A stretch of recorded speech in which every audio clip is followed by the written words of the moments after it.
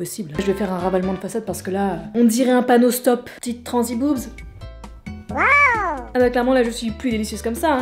Je suis passée de plaquettes de beurre à tartelettes aux fraises. Oui, j'aime bien faire des métaphores sur la bouffe. Par contre je suis désolée si je regarde souvent le retour écran. Moi-même ça m'insupporte quand je regarde des vidéos. Je filme avec mon 80D à bout de bras et c'est super lourd. Et comme j'ai un objectif qui n'est pas grand angle, bah c'est compliqué d'être bien cadré. Bref, je t'ai même pas encore dit bonjour, je suis vraiment mal polie. Salut mon sapin au lait, j'espère que tu vas bien en ce jeudi 7 mai, soit le 52e jour du confinement. Aujourd'hui j'ai décidé que j'allais vlogger ma journée parce que l'on arrive au terme du confinement et que j'ai trouvé pertinent de faire un peu le bilan de ces quasi 2 mois de quarantaine. Et c'est histoire de se marier un coup quoi. C'est parti, c'est partouze. Bon bah là je vais faire mon lit, c'est pour pas que tu crois que je suis quelqu'un de désordonné alors qu'en réalité j'en ai rien à foutre. Tu crois que c'est du respect ça? Je n'ai encore jamais fait de room tour, bon bah c'est parti hein. Ouais, c'est marrant. Donc ici dans un premier temps nous avons mes tables de nuit de chez Ikea qui sont en réalité des caisses de la gamme E4 qui coûtent à peine 12,50 €. Ici nous avons Shirley et Dino qui sont mes lampes de chevet qui viennent de chez Maison du Monde et qui m'ont coûté la peau du cul. Ici nous avons ma table de chantier et dans ce tiroir repose tout le secret de ma beauté fatale. Si je l'ouvrais tu ferais une crise d'angoisse. Là nous avons mon miroir qui a décidé de me manquer de respect. Hélas il s'est brisé face à mon énorme charisme. Tu es très moche. Ici tu as la preuve que fut un temps j'étais une victime du capitalisme. Jusqu'à ce que je remette en question ma condition et que je devienne woke. Une vingtaine de suppositoires à lèvres pour finalement n'en porter que 2 ou 3. Je les garde malgré tout pour me souvenir à quel point je me suis fait trouer le cul. Je pense que t'as compris, un suppositoire... Oh, l'humour pipi caca, c'est très immature. Tiens d'ailleurs j'en profite. Ça mon petit pote, c'est un excellent produit pour le visage. Au début du confinement, j'avais des grosses plaques de stress sur le visage. C'est pas la première fois que ça m'arrive et ça me sauve à chaque fois. Ah, sinon t'as... Putain, fais la mise au point. Bref, sinon t'as ce produit-là de chez Herbarian qui est pas mal du tout. Que tu sois un mec ou une meuf d'ailleurs. Hein. Moi personnellement, je déteste les fonds de teint. Je me tourne toujours vers les bébés crèmes. C'est du Photoshop en stick quoi. Bon, je sais pas si on verra bien, mais ici j'ai un Mont Blanc et à chaque fois bah ça me sauve. Ça c'est comme les blanchiments dentaires qu'on te vend sur Instagram. Bah c'est un peu la même chose, hein, sauf que ça marche. Je ne suis absolument pas payée pour en parler et j'aimerais beaucoup. Et non, je ne dis absolument pas ça pour qu'ils m'envoient leurs produits gratuitement. Oui Julie, tu conseilles des produits de beauté là qu'on n'est pas sur une chaîne beauté. Qu'est-ce que tu vas faire? Mais qu'y a-t-il derrière ce rideau? Xavier Dupont de Ligonnès? Mon god perdu? Ma dignité? Et là nous avons Martin le sapin. Toujours la banane, toujours debout comme Valérie Giscard d'Estaing. Ouais, c'est devenu mon animal totem et c'est pour anticiper Noël prochain quoi. Bon allez, je vais me faire un petit café parce que là clairement j'ai la tête dans le cul.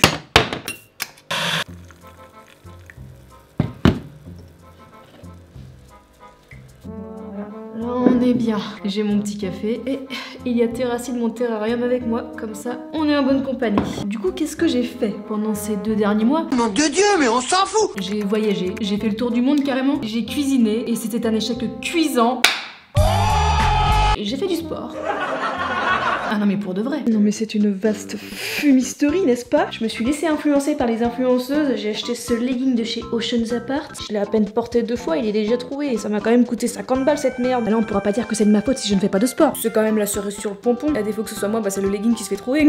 En vérité j'ai pas fait grand chose. Je vais pas te mentir, j'ai pas très bien vécu le confinement. Le moral dans les chaussettes. Enfin du moins au départ. Alors attention, hein, loin de moi l'idée de me faire prendre en pitié, je suis loin d'être à plaindre. Hein, je vis dans un grand appartement, je suis bien entourée et je taffe chez moi donc par rapport à d'autres personnes, je suis beaucoup moins susceptible de choper ce coromerde et de le refiler à des personnes plus vulnérables. Mais je ressens quand même le besoin d'exprimer mon ressenti vis-à-vis de tout ça parce qu'autant j'adore rire et faire rire les gens, mais parler de choses un peu plus sérieuses de temps en temps, bah c'est important quand même. Il y a également beaucoup de choses qui me tiennent à cœur dont j'aimerais parler et si ça peut aider d'autres personnes, bah c'est tout bénef. Comme je l'ai dit dans ma FAQ, en octobre dernier, il s'est passé un événement dans ma vie privée qui a littéralement fait voler en éclats une partie de moi. Et depuis 6 mois, je deal avec le contre-coup, les crises d'angoisse. Et depuis le début du confinement, ça s'est malheureusement exacerbé. Le fait de ne pas pouvoir sortir me vider la tête, ne pas voir ma maman qui est une personne à risque, problème perso, le fait qu'on ne sache pas comment ça va se passer les prochains mois, tout le stress qui en découle, etc. Bah à la fin, ça fait effet boule de neige et c'est très difficile à gérer psychologiquement. Du coup, les 2 premières semaines, je n'arrivais à rien et j'étais littéralement devenue accro aux réseaux sociaux. Je passais littéralement toutes mes journées à lire les infos sur le Covid-19. Ah ouais, je pense avoir des penchants masochistes. J'adore l'anxiété. Bref, je me suis enfermée dans une spirale de flemme au point que j'avais la flemme de dormir. Mais la positive attitude, comme dirait Jean-Pierre Raffarin. Parce que si je suis là devant tes yeux ébahis, enfin plutôt seule devant ma caméra comme une conne, bah c'est que finalement j'ai réussi à me sortir de ce trou à merde. Donc qu'est-ce qui a sauvé mon confinement? Personne n'en a rien à branler. Et bah c'est pas compliqué. Premièrement, j'ai fini par fuir les réseaux sociaux. Déjà parce que le fait qu'on soit enfermé, on est susceptible de vite se faire chier, de vite tourner en rond. et de finir par traîner beaucoup dessus. Et moi, ça me distrait de ouf. Je dois pas me laisser distraire. Distraire. Et pourquoi c'est 10? Pourquoi pas 9, frère? Et le problème, c'est qu'en temps normal, il y a beaucoup de QI négatifs qui traînent dessus. Et là, étant donné que beaucoup sont en télétravail, en chômage partiel, ou encore les étudiants qui ne peuvent pas étudier, en ajoutant à cela que la situation est relativement stressante, il finit par y avoir beaucoup trop d'origan sur ma pizza et à la fin, c'est dégueulasse. Quelle perte de temps, quelle perte d'énergie. Et surtout parce que j'en ai eu marre de voir tout le monde être productif. Que ça me gonflait de voir Chloé en story Instagram faire ses smoothies au liquide de frein et à la javel dans son grand appart parisien te dire quoi faire. Tandis que toi, à côté, Je crois que ce martien veut communiquer. T'es là, tu te sens comme une merde parce que t'arrives à rien faire. Et c'est limite culpabilisant en fait. Il y a des influenceuses que je suis sur Instagram et que j'apprécie qui s'excusent lorsqu'elles ne postent rien pendant peut-être 2-3 jours. Genre cousine, fais ta vie, on s'en bat les boobs. Enfin voilà, ça me fait chier, j'avais envie d'en parler parce que je sais que beaucoup sont dans ce cas-là et que si tu en fais partie, sache que tu n'es pas seul. On se le dise, on ne peut pas être tout le temps positif. Surtout en cette période qui est assez délicate. Ça va, néné? Ça va, néné? Ça va pas? On ne gère pas tous le stress de la même manière, on n'a pas tous le même rapport à l'enfermement. Ce n'est pas grave si tu ne fais rien, ça arrive, ce n'est pas un mal. Même parfois, ça fait du bien de se poser et de ne rien faire. Par contre, faut juste pas se laisser emporter par la spirale de flemme, parce que c'est un peu comme les sables mouvants. Plus tu t'enfonces, plus c'est difficile d'en sortir. Ensuite, j'ai monté la dernière vidéo qui est postée sur la chaîne de mon pote MyFuckingMess, ainsi que la mienne si tu ne l'as toujours pas vue. Ça a été un véritable calvaire à monter, parce que tout a été filmé séparément. Je te passe les détails techniques parce qu'on s'en fout, mais je suis vraiment contente parce que j'ai appris beaucoup de choses sur Adobe Premiere grâce à ça. Mais attends, mais j'ai failli oublier le plus important. Hey, that's pretty good. Que dire? Je suis très nulle pour les remerciements, mais... Merci. Tout simplement inouï. C'est très impressionnant. Renversant. Stop it. 100 000 abonnés en même pas 10 vidéos, c'est juste... c'est juste fou. Je remercierai juste jamais assez les vidéastes qui m'ont mise en avant et qui m'ont poussé vers le haut. Je pense notamment au Radier Radier, Linka, Louis San, Cyprien, MyFuckingMess. Enfin voilà, je trouvais ça important de le souligner parce qu'il faut le reconnaître. Clairement, depuis 2014-2015, c'est juste impossible de se faire connaître sur YouTube sans être mise en avant. Après cela dit, avant de commencer, j'avais déjà ma petite communauté grâce à mon travail sur les réseaux sociaux, Twitter, Instagram, mais surtout depuis que je travaille avec le Roi des Rats, donc ça m'a pas mal aidé on va dire. Et bien sûr, je te remercie toi, ça me touche du plus profond de mon cœur. Je suis vraiment fière parce que je reviens de loin. J'ai une histoire, j'ai un background. Bon, sur ce, la séquence émotion c'est fait. Je vais aller pisser, comme ça je pleurais moins. Il fait vraiment beau et ça me fend le cul. Vous êtes-vous déjà demandé ce qui pouvait se passer dans la tête de quelqu'un?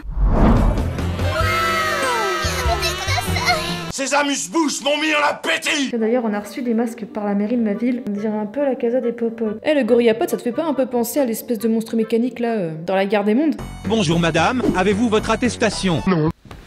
Quand j'ai terminé le montage de la dernière vidéo, je ne savais pas du tout quoi faire. Je me faisais littéralement chier, du coup je me suis un peu forcée à me chercher des occupations. En fait, si tu veux, le confinement, je voyais ça plutôt comme un break. Je me suis dit, bon, c'est l'occasion de sortir de ta zone de confort, Julie. Fais des choses que tu n'as pas l'habitude de faire en temps normal. Et il se trouve que durant ce confinement, en fait, j'ai fait quelques découvertes, et je me dis, pourquoi ne pas les partager dans un bac à kiff? Alors, je n'ai quasi pas traîné sur YouTube, du coup, je n'aurais pas de recommandations à faire. Mais j'ai regardé des séries, même si ça ne change pas de mes habitudes, mais je vais quand même t'en parler. Par contre, je te préviens tout de suite, je ne suis pas du tout objective, je n'ai aucune connaissance cinématographique, je suis encore moins cinéphile, donc je te donne juste mon avis. Donc dans un premier temps, si comme moi tu as aimé Breaking Bad, qui est selon moi la meilleure série de tous les temps, You're goddamn right. tu adoreras Better Call Saul, qui n'est ni plus ni moins que le spin-off de Breaking Bad concentré autour du personnage de Saul Goodman, l'avocat le plus subversif qu'il ne te sera jamais donné de voir. Que dire, mais cette série elle est juste parfaite! Que ce soit dans son scénar, sa mise en scène, la photographie, l'acting, le rythme est un peu lent comme dans Breaking Bad, donc si t'aimes pas les séries et les films rythmés de cette façon, passe ton chemin. Mais à mon sens, c'est nécessaire pour le bon développement des personnages. C'est ce qui fait tout le génie de cette série. C'est la note de tête, c'est le pompon sur le gâteau.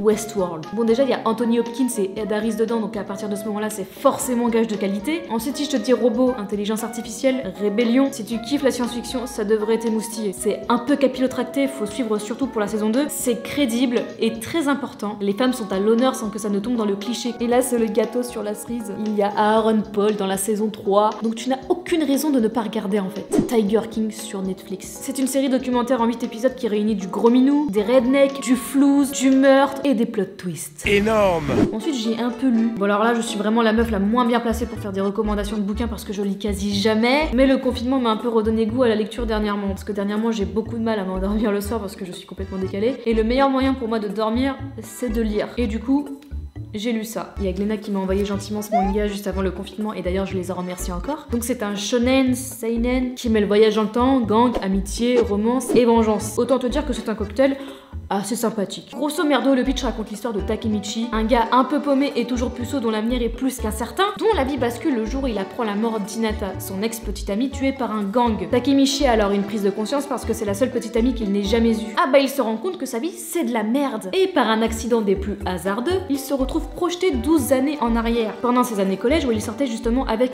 Hinata. Et je pense que tu l'as compris, ça coule de source, et il va donc tout faire pour empêcher la mort de cette dernière. Voilà, je t'ai un peu parlé de séries, de lecture, mais en revanche, ce qui a vraiment sauvé mon confinement, Shut the fuck up, no one cares. c'est Twitch. Faut savoir que Twitch, je m'y étais jamais vraiment intéressée plus que ça, et là je vais parler avant tout en tant que viewer, mais j'ai eu un énorme coup de cœur pour cette plateforme. J'étais la première à me dire que c'était nul de voir des gens jouer, mais ça m'a grave apaisé. Et le fait de voir mon pote MyFuckingMess jouer, ça a grave animé mes soirées, et de ce fait je ruminais beaucoup moins. Vous voulez entendre la glace?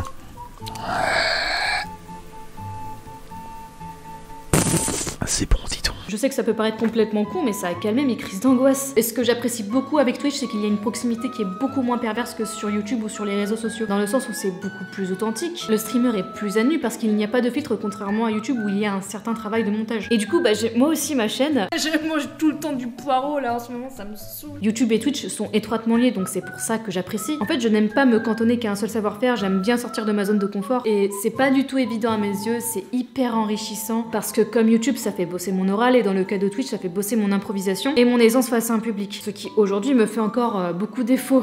Donc en gros, c'est de la plus-value. Je gagne en skill parce que mon point fort dans la vidéo, c'est le montage, mais mon gros point faible, c'est le tournage parce que je me reprends à chaque fois. Mais surtout, ça me donne une excellente raison de dessiner pour moi et de rejouer parce que je ne trouvais jamais le temps de le faire. Mais enfin voilà, je suis contente parce que ça fait un moment que je voulais faire du Twitch et j'ai enfin réussi à sortir de ma zone de confort. Et que ça fait du bien aussi de dire quand on est content de quelque chose. Donc oui, je le dis que je suis contente parce qu'on a souvent tendance justement à dire quand on n'est pas satisfait de quelque chose et rarement l'inverse. Donc voilà. Et je suis contente. Tout le monde s'en branle, moi le premier. Et évidemment, le meilleur pour la fin, la bouffe. Chaque année, j'ai une révélation culinaire. En 2017, c'était les bobounes. En 2018, c'était les bubble tea. En 2019, c'était le barbecue coréen. Et cette année, comme on n'a pas trop eu l'occasion de tester grand chose, j'ai fait mes petites recherches à droite à gauche sur YouTube et je suis tombée sur une recette japonaise de pancakes fluffy. Bon, j'irai pas jusqu'à dire que c'est la révélation de l'année parce qu'on a encore de la marge, hein. J'ai mis la recette sur mon Instagram si ça t'intéresse. D'ailleurs, qu'est-ce que tu attends pour t'abonner? On est bientôt 40 000 dessus. Et mon compte Twitter, Et le partenariat pour Ocean's Apart, il va pas venir tout seul, hein. Bon, par contre, en parlant de bouffe, moi je sais pas toi, mais quand j'ai faim, j'ai beaucoup de mal à réfléchir. Donc je vais me faire à bouffer. Mais me voilà dans mon élément, la cuisine. Bon alors c'est pas compliqué. Déjà tu préchauffes ton four en chaleur tournante à 180 degrés. Tu prends ton poulet, tu le farines bien, ensuite tu le badigeonnes d'œuf, tu le plonges dans la panure de flocons ou de son d'avoine assaisonné, un filet d'huile, et enfin la cerise sur le McFlurry, du miel. Et puis t'enfournes le tout pendant 20 minutes. Et Gaëtan, il est content. One eternity later. Oh là là. Oh oui. Ta gueule.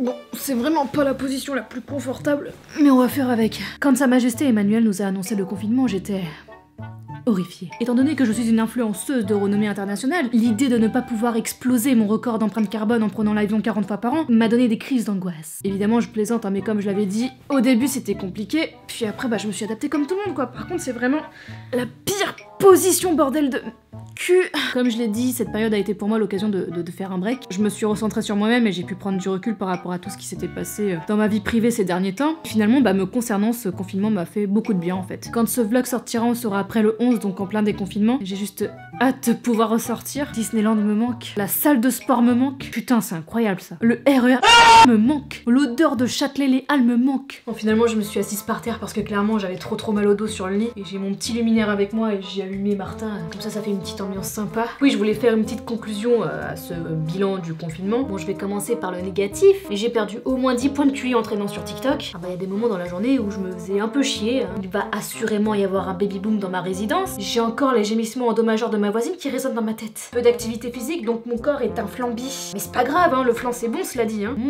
La bonne crème pâtissière. Je ne suis toujours pas sponsorisée par NordVPN. Mais pour ce qui est du positif, j'ai fait des cures de sébum, ce qui veut dire que j'ai fait beaucoup d'économies de shampoing et d'eau. J'ai même fait beaucoup d'économies tout court parce que je me suis acheté finalement que ce qui m'était vraiment nécessaire. Et la résultante, c'est que Uber Eats, etc., ça ne me manque pas du tout. Et je compte bien continuer à m'en passer parce que j'économise encore plus. Et il en découle aussi de ça que je n'ai pas grossi. Je suis donc toujours une mannequin Victoria's Secret. J'ai fait une détox digitale. J'ai appris un mot cucurbitaciste. Ce mot me fait rire, sans doute parce qu'il y a le mot bite dedans, mais ça sonne un peu comme une injure en fait. Alors moi je ne suis pas très attirée par les cucurbitacées. Elle a dit qu'elle n'aimait pas les cucurbitacées. Espèce de cucurbitaciste. C'est scandaleux. Et un cucurbitaciste, qu'est-ce que c'est? C'est un collectionneur d'étiquettes de melons.